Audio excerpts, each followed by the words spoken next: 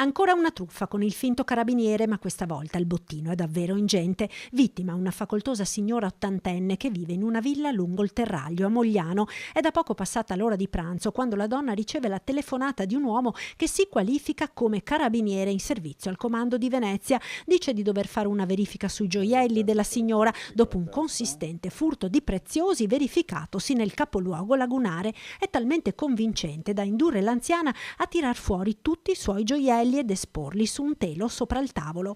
La telefonata è lunghissima. Il finto carabiniere, con una tecnica ormai collaudata in tanti colpi di questo tipo, tiene la vittima sempre in linea in modo che non possa chiamare parenti o forze dell'ordine per una verifica. Fatto sta che dopo un po' si presenta al cancello della villa il complice, il quale, fingendosi il perito incaricato della verifica sui preziosi, entra in casa. In un attimo prende il telo con i gioielli, lo infila nello zaino e si allontana.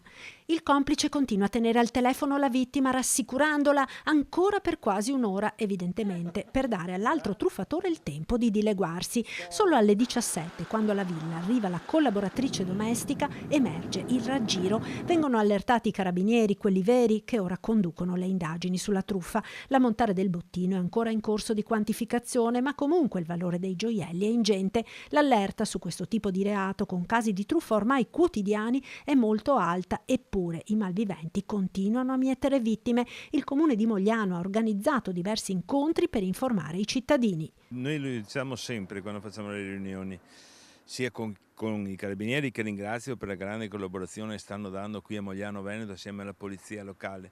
Fate un colpo di telefono, se loro insistono mettete giù il telefono, se effettivamente c'è qualcosa che necessita di un'urgenza, richiamano, ma mettete giù il telefono, interrompete la comunicazione, chiamate il 112 e chiedete informazioni. Mai stare al telefono tanto tempo con queste persone, con una persona che vuole trattenerti al telefono, perché significa che c'è qualcosa di criminale sotto, e in questo caso purtroppo ancora una volta è successo questo.